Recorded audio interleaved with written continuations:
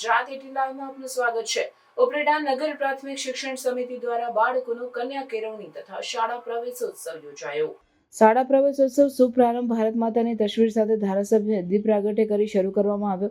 શહેરના બાવલા ચોકમાં આવેલ સરદાર પટેલ ટાઉન હોલમાં સવારે ધારાસભ્ય પાડલિયા શિક્ષણ સમિતિના ચેરમેન ચંદ્રવાડિયાની હાજરીમાં શાળા પ્રવેશોત્સવ યોજાયો। શહેરની સરકારી પ્રાથમિક શાળા બાલવાટિકા અને આંગણવાડીમાં બાળકોને પ્રવેશ અપાયો। તમામ બાળકોને ધારાસભ્ય મહેન્દ્ર પાડલિયા, ચીફ ઓફિસર નીલમ ઘેટિયા, પાલિકા પ્રમુખ વર્ષાબેન ગજેરા, શિક્ષણ સમિતિના chairman Nikulbhai Chandravadiya, vice chairman Chandrapalsinh જાડેજાના હસ્તે મીઠું મોઢું કરાવી ગિફ્ટ આપી પ્રવેશ કરાવ્યો। સરદાર પટેલ ટાઉન હોલમાં વિદ્યાર્થી અને વાલીઓની વિશાળ હાજરીમાં યોજાયેલા શાળા પ્રવેશોત્સવ શહેરના કે સામાજિક અને રાજકીય આગેવાનો પણ જોડાયા હતા। આ તકે વિદ્યાર્થીઓ, વાલીઓ અને શિક્ષણવિદોએ પર્યાવરણનું રક્ષણ કરવું, જ્યાં ત્યાં કચરો ન ફેંકવો, વાહન સલામત રીતે ચલાવવું તેના શપથ પણ લીધા હતા।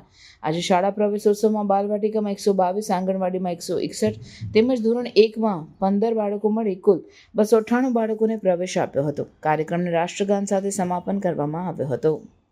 હું છાયા નૈતી શ્રી દરબારગઢ પ્રાથમિક શાળા ધોરણ 4 માં અભ્યાસ કરું છું। બાલુડા આવજો મારી નિશાળમાં ભણવાને આવજો મારી નિશાળમાં। શાળા પ્રવેશ ઉત્સવ 2025-26ના શુભ પ્રસંગે મને સ્વચ્છતા વિશે કંઈક કહેવાનો મોકો મળ્યો છે, તેનો મને ખૂબ જ આનંદ છે। આપણે સૌ જાણીએ છીએ કે જ્યાં સ્વચ્છતા ત્યાં પ્રભુતા। આપણું ઘર, શાળા અને આસપાસનું વાતાવરણ સ્વચ્છ હોય તો આપણે સ્વચ્છ રહી શકીએ છીએ। ગંદકી અનેક રોગ ફેલાવે છે, ઝાડા, ઉલટી, ડેન્ગ્યુ, મલેરિયા તેવા અનેક રોગ ફેલાવે છે। આપણા પ્રધાનમંત્રીશ્રીએ પણ સ્વચ્છ ભારત અભિયાન શરૂ કર્યું છે। તેનો મુખ્ય હેતુ છે કે આપણા દેશને સ્વચ્છ બનાવવાનો। તેના માટે આપણે આ પ્રસંગે સંકલ્પ કરીએ કે કચરો કચરા પેટીમાં નાખવો, પ્લાસ્ટિકનો ઓછો ઉપયોગ કરવો, શૌચાલયનો ઉપયોગ કરવો, વૃક્ષ વાવી તેનું જતન કરવું। આજે જે નાના ભાઈ બહેનો પ્રવેશ લઈ રહ્યા છે તેને પણ આપણે સ્વચ્છતાનું મહત્વ સમજાવવું જોઈએ। તે સ્વચ્છતાનું મહત્વ સમજાવવા હું એક નાનકડી વાર્તા કહીશ। વાર્તા। હું નિકુલ ચંદ્રવાડિયા, ચેરમેન સિસ્કો ઉપલેટા।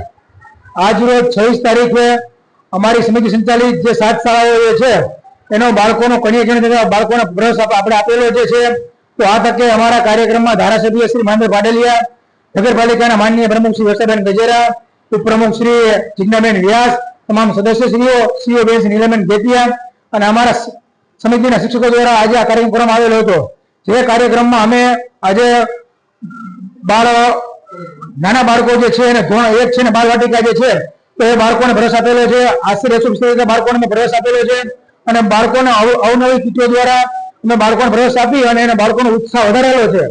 ત્યારબાદ આજે અમારી સમિતિની સ્કૂલો જે છે એમાં જેમના નંબર આવેલા હોય રાજ્ય કક્ષાએ, જિલ્લા કક્ષાએ, તો એ બાળકોને પ્રોત્સાહિત કરેલા છે।